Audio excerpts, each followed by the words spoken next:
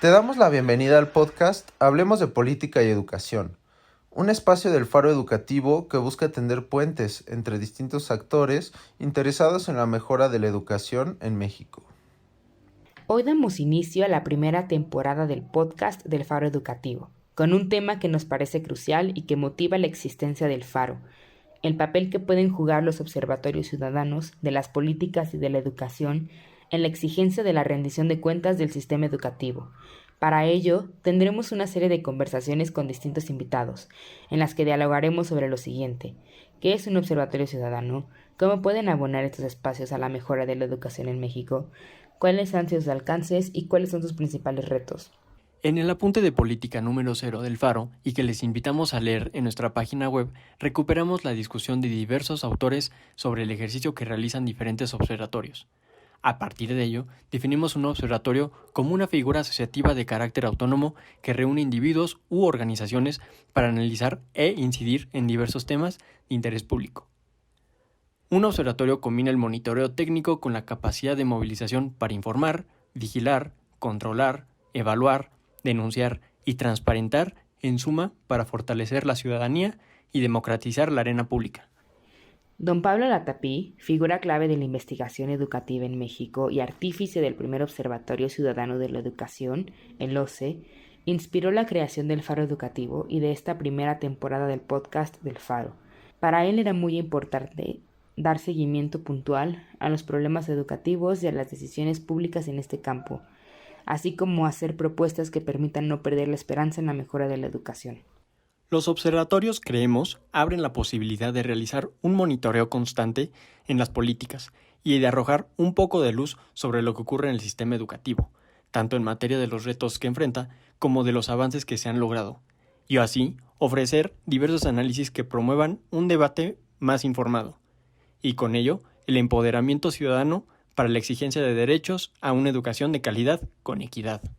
Bueno, pues primero que nada, muchas gracias Margarita por aceptar nuestra invitación para participar en este primer episodio, temporada 1 del podcast del Faro Educativo. Y antes que nada, pues quiero presentarte con, con nuestra audiencia, ¿no? Margarita Zorrilla es doctora en educación por la Universidad de Anáhuac, fue presidenta del Consejo Mexicano de Investigación Educativa y ha desempeñado cargos directivos en el sistema educativo del estado de Aguascalientes, donde llevó a cabo varios programas de reforma de la educación en el marco de la descentralización educativa de 1992. También siendo uno de los más importantes la reforma de la supervisión escolar en educación básica, así como los primeros desarrollos de la evaluación externa a gran escala en los grados terminales de educación primaria, secundaria y media superior. Margarita cuenta con experiencia docente en todos los niveles educativos, desde educación primaria hasta posgrado, y en diversos programas para la formación inicial y continua de docentes de educación básica en distintas partes de México. Es profesora investigadora del Departamento de Educación de la Universidad Autónoma de Aguascalientes. Fue directora general del Instituto Nacional para la Evaluación de la Educación, el INEE, de marzo de 2009 a agosto de 2012. Y el 25 de abril de 2013, por unanimidad, fue elegida por el Senado de la República como consejera de la Junta de Gobierno del INEE en su etapa como organismo constitucional autónomo. Responsabilidad que concluyó en abril de 2018. En 2019, Margarita se reincorpora al Departamento de Educación de la Universidad Autónoma de Aguascalientes en actividades de docencia e investigación. Y bueno, hasta hace poquitito tiempo, Margarita decide jubilarse, pero realmente sigue trabajando, dice que está jubilada, pero no es cierto, y colabora como asesora y consultora en diversos proyectos de educación. De verdad, Margarita, muchas gracias por acompañarnos en este primer episodio.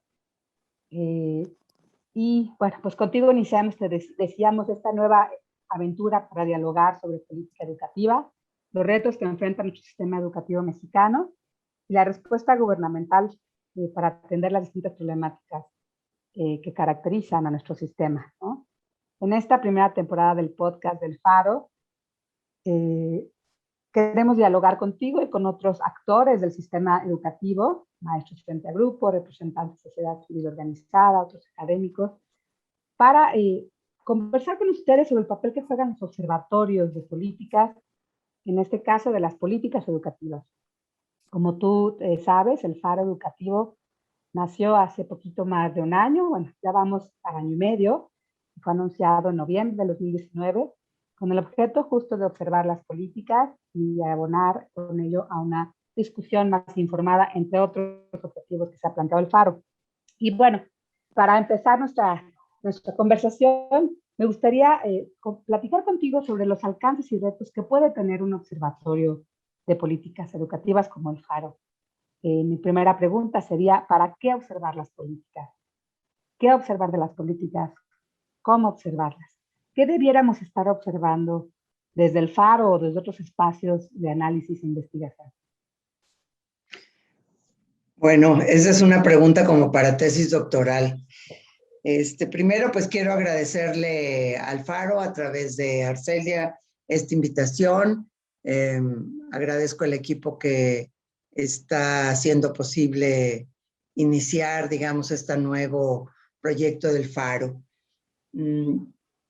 Y bueno, pues felicitarlos, la verdad, y todo mi reconocimiento al trabajo que han venido haciendo durante, como dice Arcelia, este año y medio de existencia. Creo que hay muchas inquietudes, tienen muchos propósitos, muchas metas. Creo que es muy ambicioso el proyecto del Faro y pues eso es bueno, aunque también hay que ser prudentes y pacientes, ¿verdad? De lo que se puede lograr y en qué tiempo se pueden lograr las aspiraciones. Entonces, bueno, pues en ese sentido, muchas gracias y pues voy a tratar de entrar a una pregunta tan compleja como la que hace Arcelia, ¿no? O sea, primero, como para qué observar las políticas, ¿no? En realidad, esta es una actividad en México como, digo, ha habido experiencias a lo largo de, digamos, de los años 60 del siglo XX a la fecha, experiencias aisladas, a través de diagnósticos, investigaciones sobre el sistema educativo que muestran o que trataron de mostrar cuál era la situación del sistema, porque bueno, no podemos saber si las cosas van bien o van mal si no tenemos algún tipo de observación sobre lo que está ocurriendo. Entonces, hay un dato que es importante y que tenemos que tener presente. En los años 70, digamos que la Secretaría de Educación Pública se empezó a preocupar por el tema de la información y entonces se renovó la famosa 911, que es un instrumento que tiene la Secretaría para construir lo que se llama la estadística continua de inicio y fin de ciclo escolar, o sea, cuántos alumnos hay, en qué grados están. Y bueno, pues esta estadística está basada en lo que declaran los directores y los supervisores de las escuelas. No voy a entrar a profundidad, pero eso es todo un tema de política educativa que tiene que ver con la información. Si vemos, si tuviéramos oportunidad de conocer la 911 de los años 70, veríamos que no difería mucho de lo que a Vasconcelos le preocupaba cuando fundó la Secretaría en 1921. Y bueno, ha servido de base para muchas elaboraciones, para muchos estudios, y bueno, se ha tratado de mejorar, se ha tratado de sistematizar, pero como les cuento, esa es una historia que vale la pena para un programa de la serie. Pero ¿por qué o para qué es importante observar las políticas? Hacia la década de los 90 empezó a aparecer en el medio la necesidad de la famosa rendición de cuentas. ¿Por qué? Porque el sistema educativo mexicano funciona con fondos públicos, pero los fondos públicos tienen un origen privado.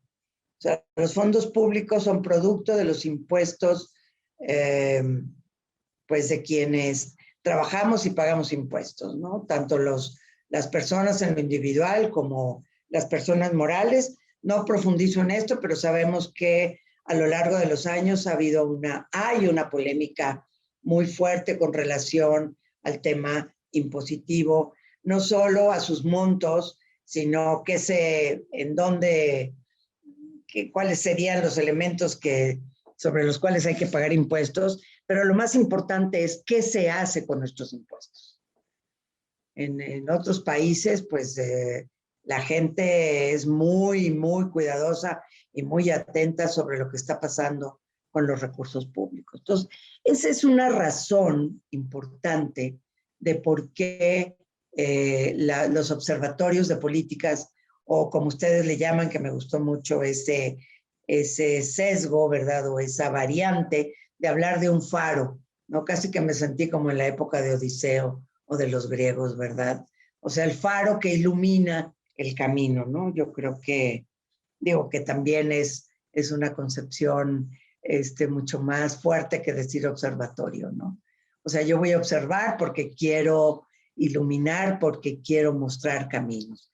Y bueno, pues para nosotros, los académicos o los que nos dedicamos a la investigación educativa, es muy importante eso. O sea, la investigación educativa, la producción de conocimiento tiene esa función de poder ir más allá de las realidades presentes, ¿no? No quiero saber cómo nos estamos planteando el tema de los resultados o de las consecuencias de la pandemia en materia educativa, porque vemos cosas aterradoras en todos nuestros países, en América Latina y en muchas partes del mundo, aunque también vemos cosas muy esperanzadoras, ¿no? O sea, parece ser que necesitamos tener crisis muy fuertes para poder responder a ellas y poder salir adelante, ¿no? Entonces, esa es la razón fundamental de el para qué observar las políticas, porque nos estamos refiriendo a las políticas públicas, es decir, aquellas que tratan de resolver asuntos, que tratan de resolver problemas que son públicos, es decir, que atañen a todos. Entonces, si no entendemos esta parte de lo que atañe a todos, pues ya no entendimos nada, la verdad. Y creo que en nuestro país nos cuesta mucho trabajo porque aquí parece que lo que funciona es esta idea de que lo que es de todos no es de nadie. Entonces, pues no hay que cuidarlo, ¿verdad? Entonces, ¿cómo observar las políticas? Pues hay muchos mecanismos. Yo creo que aquí los politólogos y demás pues tienen muchas cosas que enseñarnos a los demás. Yo en realidad me considero una persona de la práctica, ¿no? O sea, de la hechura de las políticas y de hacer las cosas con honradez y sensatez, ¿no? De la mano de las decisiones políticas y de la mano del otro lado de las decisiones técnicas, que es muy importante. O sea, el conocimiento tenemos que hacerlo valer, sobre todo en momentos en que en nuestro país parece que el conocimiento no importa. Entonces, el conocimiento tenemos que hacerlo valer porque el conocimiento es un bien público, desde mi punto de vista. Entonces, no se trata de ocultarlo ni de ponerlo debajo de la mesa, porque entonces dejamos de ser un faro, ¿sí? Ahora, ¿cómo lo colocas? Ese es el otro tema. O sea, ¿cómo lo colocas? ¿A quién se lo colocas? Por ejemplo, este proyecto del Faro de hacer podcast y tener una serie por episodios y tener una serie de programas, me parece muy importante, pero mi gran pregunta es, ¿quiénes lo van a escuchar? Entonces, sí tenemos que ver la manera de que ciertas informaciones puedan tener una cobertura más amplia, porque en el sistema educativo no todos son jóvenes como los que forman este equipo. O sea, vemos muchos que ya no somos tan jóvenes. Entonces, hay una disputa sorda desde hace muchos años entre juventud y experiencia, ¿no? Entonces, hay que tener a puros jóvenes porque ya la experiencia o los viejos, como se dice, no se habla de la experiencia, obviamente, se habla de los antiguos o de los viejos, hay que hacerlos a un lado.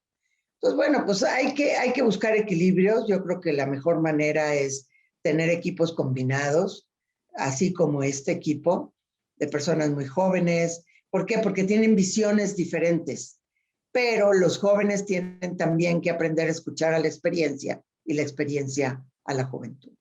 Entonces, yo creo que por ahí hay un cómo que yo creo que hay que resolver. Lo que sí sé, por la experiencia del Observatorio Ciudadano de la Educación, que duró varios años y que lo impulsó el doctor Pablo Latapí, fue el animador con un grupo pequeño de investigadores, pues que los políticos leían el observatorio que salía cada semana y se sentían cuestionados.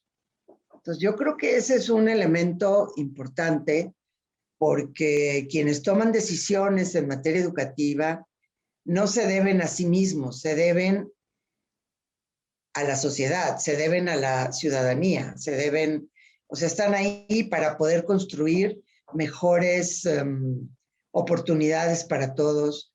En el caso de la educación, pues es como muy claro, ¿no? ¿Cómo le hacemos para que la educación llegue a todos, ¿no? Por ejemplo, ahorita la trifulca tan grande que hay con el regreso a clases. Entonces, como que hay muchos elementos que tomar en cuenta, ¿no? Por ejemplo, aquí en Aguascalientes se habla del regreso a clases porque lo que se argumenta es que ha habido una presión muy fuerte de padres de familia, pero pues el sector también, ¿quién va a ver por los niños? ¿Quién va a ver por los profesores? Las escuelas no han sido cuidadas en año y medio, o sea, los planteles, la infraestructura. Entonces, el desafío de cualquier política, por sencilla que sea, o sea, una cosa es la decisión, se regresa a clases. La pregunta es cómo se regresa a clases. Entonces, pues hay que cuestionar, no hay de otra. Hay que realizar todos los cuestionamientos que sean necesarios. Está bien, regreso a clases a 3 o 4 semanas de que termine el ciclo escolar. Entonces hay mamás que dicen, porque yo las he escuchado, pero yo quiero que sí regresen, porque quiero que mis hijas o mis hijos vean a sus amigos. Entonces aparece como de manera muy fuerte la función de socialización de las escuelas, ¿no? Como un baluarte, como una prioridad de esta institución educativa, esta institución social, e incluso yo diría esta institución política, ¿no? Entonces, ¿qué deberíamos estar observando? Bueno, pues hay cuestiones como muy puntuales, como esta que estoy mencionando, pero hay cuestiones más complejas, ¿no? ¿Qué sabemos del sistema educativo en este momento? ¿Cómo se está procesando la información? La relación entre promesas y acciones para cumplir dichas promesas, como por ejemplo la formación de docentes. O sea, con la pena, pero la formación de docentes sigue siendo completamente desatendida. Entonces, ¿cuáles son como los temas medulares sobre los que hay que poner atención? Y bueno, pues el otro tema que ha salido con frecuencia es a dónde se va el recurso educativo. O sea, a dónde se van los presupuestos, porque el sector educativo sigue siendo el sector que más recursos recibe del gasto programable del gobierno federal. Pues por su magnitud, por todo lo que ustedes quieran, ¿no? Entonces, ¿qué observar? Pues yo creo que esas son discusiones que hay que tener, no solo con los académicos, sino con otro tipo de miradas que están como atentas a la vida pública del país, ¿no? Y en el caso nuestro, pues no solo con los educadores, o los educólogos, como les digo yo, sino también ver la mirada de otros científicos, porque por una razón muy sencilla. O sea, por un lado, como les digo, son asuntos públicos que nos atañen a todos. Y en el caso de la educación, si nosotros no ponemos atención a la formación de nuestros niños desde la primera infancia hasta nuestros jóvenes en las universidades, si no ponemos atención es que no nos importa el futuro. Y eso a mí se me hace muy grave. Muy, muy grave. Entonces, por eso nos ocupamos de poner atención a estas cuestiones, porque nos importa el futuro. Nos importa el futuro de las familias, nos importa el futuro del trabajo, nos importa el futuro de la sociedad, nos importa el futuro de la ciencia. Si no, todos nuestros discursos, todas nuestras aspiraciones no tienen ningún asidero. O sea, sus fundamentos son muy débiles. O sea, me importa la ciencia porque es muy importante el conocimiento. Pues sí, pero ¿como para qué? Entonces yo creo que, ahora, ¿cómo irlo observando? Pues ustedes tienen mecanismos a través de estudios, encuestas, cosas que hacen, pero también hay análisis, ¿no? Por ejemplo, y con esto termino, ¿no? O sea, también hay que aprender a colocar con las mejores expresiones las cosas. Yo no he sabido cómo colocar. O sea, si nos importa el futuro, ¿cómo le hacemos para mirar el futuro? Pensando en un niñito que tiene ahorita 3 años, por ejemplo, ¿no? O sea, ¿cómo nos imaginamos el desarrollo de la generación de niños de 3 años? El año que entra tendrá 4 y así sucesivamente, ¿no? O sea, ¿cómo podemos dibujar ese futuro? Y bueno, señalar aquellas cosas que no se están viendo. Por ejemplo, en el tema político sobre la democracia en México, pues los analistas hacen mucho hincapié en temas macroestructurales, pero nadie habla de la gente, nadie habla de las personas. ¿Qué les está pasando a las personas? Que finalmente somos los que vamos a emitir los votos. O sea, ¿qué nos pasa? ¿Qué tenemos en la cabeza? ¿Cuáles son nuestras preocupaciones? ¿A qué nos estamos enfrentando? Si es que nos estamos enfrentando a algo, o estamos muy, muy contentos con la vida que tenemos, ¿no? ¿Qué pasa cada vez que voy al mercado, no? En fin, o sea, yo creo que hay muchos cuestionamientos, no solo macroestructurales, ¿no? O sea, la educación no es solo un asunto de la información, es un asunto también de lo que les pasa a las personas en lo individual y en los pequeños colectivos. ¿Cuáles son nuestros miedos? ¿Dónde están nuestras seguridades? Pues si no, ¿cómo construimos una sociedad más fuerte? Okay. Bueno, Margarita, pues sí, creo que lo que acabas de comentar es, bueno, es muy ambicioso, ¿no? Y muy amplio lo que tendríamos que estar observando, ¿no? No solo es mirar las grandes estructuras de política, sino lo que sucede en el interior de las escuelas, el día a día, ¿no? Creo que es además uno de los propósitos o los compromisos que tenemos desde el Faro Educativo. Pero bueno, contabas algo muy importante, decías este surgimiento de los observatorios, esta preocupación por la rendición de cuentas que se da en los años 90 y se concreta en los principios de los 2000 cuando se crea el Instituto Federal de Acceso a la Información, y hay este boom, ¿no? Por la rendición de cuentas. Y decías, otra parte importante que tiene que ver con la parte del presupuesto, ¿no? O sea, ¿por qué tendríamos que observar? Bueno, porque es presupuesto público para atender problemas públicos. Y aquí hay algo importante, hay una discusión importante porque los problemas públicos también son construcciones sociales, ¿no? O sea, algunas cosas reciben más atención que otras. En algunas cosas se pone la lupa, en otras no tanto, ¿no? A veces importa mucho la capacidad de grupos y de colectivos, pueden ser profesores, pueden ser sociedad civil organizada, pueden ser grupos en algún momento determinado que colocan un asunto público, ¿no? O quieren colocar un asunto en la agenda pública. De que ahí pase a una agenda de gobierno, pues todavía hay otros pasos, ¿no? Entonces aquí, mirando esta parte de que los problemas públicos son construcciones sociales, ¿tú qué sentirías o qué nos dirías respecto a lo que podemos hacer los investigadores educativos, la academia, las organizaciones de la sociedad civil, para colocar problemas en la agenda pública, ¿no? Porque hay muchos problemas compitiendo por entrar y compitiendo por ser atendidos y recibir una respuesta desde parte del gobierno, ¿no? Entonces, ¿qué tanto un observatorio como el Faro o como otros espacios pueden empujar estas agendas públicas? ¿Cuál es tu opinión al respecto? Bueno, si quieren empujar problemas o situaciones para que se conviertan, para que entren en la agenda pública, pues sí hay que elegir y priorizar. O sea, yo creo que eso es importante.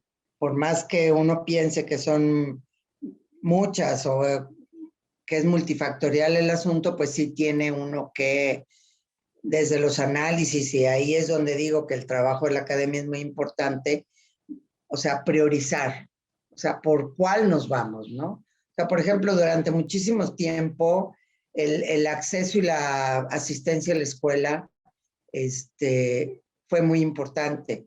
Yo creo que sigue siendo y hay que retomarlo, ¿no? Porque no se puede dar lo demás si eso no resulta, ¿no? Entonces, por otro lado, o sea, asistencia a la escuela, permanencia en ella, aprendizajes que sean relevantes, ¿verdad? Y egreso oportuno, o sea, cómo colocas estos asuntos y de qué manera, ¿no? Hay campañas y hay cosas que han estado haciendo Mujeres por la Educación, Unidas por la Educación, que yo creo que hay que voltear a verlas, ¿no? Como tiene que ver todo esto de yo me quedo en la escuela, ¿no? Para el caso de secundaria y bachillerato. Entonces, hay que estarlo machacando, machacando, machacando. Y de tanto en tanto, pues esto irá permeando pues las conciencias de las personas, ¿no? Se irán dando cuenta que es importante. Pues yo creo que lo más importante es eso. Y yo creo mucho en el diálogo, o sea, y en sentarnos a conversar. Después habrá quienes tengan que tomar decisiones, pero en la medida que realmente nos escuchemos y estemos abiertos a la escucha, porque siempre las personas creemos que nuestra idea, nuestra manera de ver el mundo es única y irrepetible como nosotros, y entonces no somos lo suficientemente humildes para escuchar las visiones o las opiniones de los demás. Entonces yo creo que hay que, hay que invertirle tiempo a la escucha desde distintas perspectivas para poder precisar. O sea, tú no puedes colocar algo en la agenda pública así nada más. Tiene que haber una lógica. Eso no impide que como faro tú puedas hablar de varias cosas. Entonces, depende quién las vaya a cachar. Ese es el otro tema. Ahora, efectivamente, para que algo se defina como parte de la agenda pública, pues depende mucho de los equipos y de los liderazgos. O sea, yo creo que este es un tema muy gordo. O sea, sabemos muchísimas cosas, pero no sé qué pasa a la hora que las personas asumen responsabilidades de autoridad, en donde todo se olvida. Y ya lo único que existe, pues o son los caprichos o las ideas de esa persona, ¿no? Entonces hay que tener como cuidado con eso, ¿no? Entonces, ¿cómo poderles vender incluso a los políticos insignias que sean atractivas? A lo mejor esas no se venden públicamente, pero hay que ver de qué forma se puede lograr. Muchas gracias, Margarita. Sí, justamente, y también hace rato mencionabas, bueno, en la historia del Observatorio Ciudadano de la Educación, ¿no? Cómo los académicos que lo conformaban tenían comunicados quincenales y hacían análisis breves, comunicables, entendibles, ¿no? No cosas gigantescas, ¿no? Difíciles de leer, sino accesibles para un público amplio, digo, un público interesado en temas educativos, ciertamente, pero sí se le hablaba a la autoridad y se le hacían preguntas a los funcionarios. También estamos hablando de un trabajo de hace 20 años, ¿no? El mundo ha cambiado, ¿no? México ha cambiado y hoy han proliferado los espacios, ¿no? De análisis y de cuestionamiento y de exigencia, ¿no? De exigibilidad, de rendición de cuentas al gobierno. Eh, no sé si hace años era más fácil, no lo sé, ¿no? Era más fácil tener esta interlocución al haber menos espacios, si tuviera uno que condensara esto, y ahora hay muchos espacios, ¿no? Y de pronto podemos convertirnos, es como un espacio donde todo el mundo habla y falta la escucha, justamente eso que está diciendo, incluso escucharnos entre nosotros, ¿no? Entre los que hacemos estas exigencias y estas observaciones. En ese sentido, para cerrar esta entrevista y agradecerte de verdad el espacio para para conversar, no solo sobre el faro, sino sobre el ejercicio de observar las políticas, ¿no? ¿Qué nos falta, ¿no? Además de la escucha, qué propuestas, qué ideas para observar las políticas, para tender estos puentes entre la investigación y la toma de decisiones? Ha sido una preocupación de muchos investigadores, incluyéndote, por supuesto. Además, tú fuiste funcionaria y dirigiste el INEE en algún momento, y luego fuiste consejera, ¿no? En su periodo autónomo. Entonces, ¿qué nos falta, no? Información tenemos, ¿no? Información tenemos, diagnósticos sobre las problemáticas tenemos. ¿Qué falta para informar mejor la toma de decisiones? ¿Qué podemos hacer desde la sociedad civil y desde la academia? Pues yo creo que sabemos poco de los procesos de la toma de decisiones en los niveles intermedios y altos gubernamentales. En realidad, sabemos poco de qué ocurren ahí, cómo ocurren ahí las cosas. Tenemos algunas ideas de cómo se cuidan o cómo se protegen o cómo tratan de evitar las críticas, en fin, pero no sabemos cómo se toman las decisiones. Yo creo que esta vieja idea del crear puentes, de tener diálogos informados, pues hay que empezar a construir experiencias diferentes, ¿no? Porque si los académicos se reúnen con los funcionarios, que generalmente son políticos, ¿cuál es la actitud con la que se reúnen los académicos? En general es una actitud de estigmatización, la que yo he observado a lo largo del tiempo. O sea, nosotros tenemos el poder del conocimiento, pues sí, nada más que el otro tiene el poder económico y tiene el poder de la decisión política, ¿no? Entonces, mientras no, y yo creo, siempre he estado convencida que nosotros los académicos, o sea, es un asunto de ética profesional, nos toca hacer el intento de crear esos puentes, de comprenderlo. O sea, no es que nosotros estemos bien per se, ¿no? Moralmente hablando. O sea, tenemos una visión de la realidad, con todos los estudios y todo lo que tú quieras, tenemos una visión de la realidad. Los políticos tienen otras visiones, entre las cuales, así como los académicos quieren cuidar y guardar su prestigio, pues también los otros quieren cuidar y guardar su espalda, ¿no? En fin, o sea, no es una relación fácil, pero creo que puede ocurrir si de verdad nos escuchamos y nos respetamos. A mí me encantaría, por ejemplo, una mesa donde pudiéramos hablar de por qué las normales, la formación de docentes en México, sigue tan estancada y tan deteriorada. Por ejemplo, ¿quién me puede explicar qué está pasando? O sea, yo observo lo que pasa en las escuelas y observo la formación, observo los resultados de la formación, pero no sé por qué, no sé qué es, no sé dónde están las trabas, no sé dónde están los bloqueos. Pero, y obviamente, pues esto no es un asunto de prensa ni de primera plana. O sea, hay muchas cosas que hay que mantenerlas muy discretas. ¿Por qué? Pues porque la gente procesa las cosas como puede, con lo que tiene. Y tu contexto, mi contexto o el de los muchachos no es el mismo. Entonces, si no somos conscientes de eso, de cómo procesamos las cosas, cómo las vemos, está dificilísimo, Arcelia. O sea, porque no es un asunto racional nada más. Es un asunto más complejo. Entonces, como por dónde puede uno crear esos hilos, ¿no? Sí, en fin, o sea, sí, muy difícil. Esto que decías, ¿no? La vieja idea, pero tan actual y tan importante de tender puentes, pero de otra manera, ¿no? Y aquí donde la escucha aparece un elemento fundamental, la escucha y el respeto por la opinión del otro, ¿no? El que tiene el poder para tomar decisiones, el que conoce los presupuestos, ¿no?